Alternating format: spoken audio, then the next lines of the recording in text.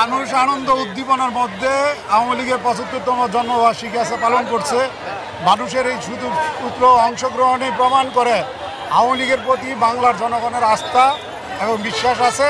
আগামীতে মাননীয় প্রধানমন্ত্রী জননেত্রী শেখ হাসিনার নেতৃত্বে ইনশাল্লাহ বাংলাদেশ যেভাবে দুর্বার গতিতে এগিয়ে যাচ্ছে, ইনশাল্লাহ আগামীতে আরও বেগবান হবে ইনশাল্লাহ। ধন্যবাদ। জয় বাংলা, জয় বঙ্গবন্ধু। আজকে ২৩শে জুন বাংলাদেশ আওয়ামী লীগের প্রতিষ্ঠার দিন। এই দিনটি আমাদের জন্য অনেক শুভ দিন, আনন্দের দিন, অনেক খুশির দিন।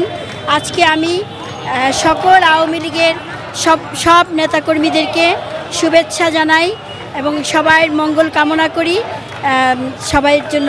আমি অবশ্যই নেত্রীর হাতকে শক্তিশালী করার জন্য আমি ওয়ার্ড থেকে আজকে সেন্ট্রাল আওয়ামী লীগের সদস্য এবং ঢাকা উত্তর সিটি কর্পোরেশনের কাউন্সিলর ছিলাম।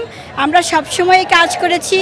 এখন সংসদ সদস্য হিসাবে অবশ্যই আমাদের ইমানি দায়িত্ব যে আমাদের নেত্রীর হাতকে শক্তিশালী করা।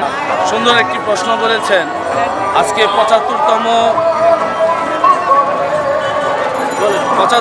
জন্মবার্ষিকীতে, ৭৫তম প্রতিষ্ঠা বার্ষিকীতে আওয়ামী লীগের হাত ধরে বাংলাদেশের যত অর্জন আজকে আওয়ামী লীগের হাত ধরেই।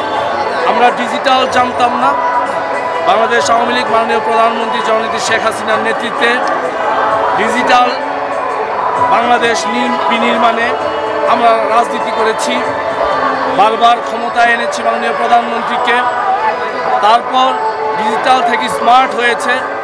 আমরা দেখেছি এই ৭৫তম বয়সে বাংলাদেশ আওয়ামী লীগের নেতৃত্বে বাংলাদেশের যত অর্জন সারা বিশ্বে নাম কুড়িয়েছে, সুনাম কুড়িয়েছে।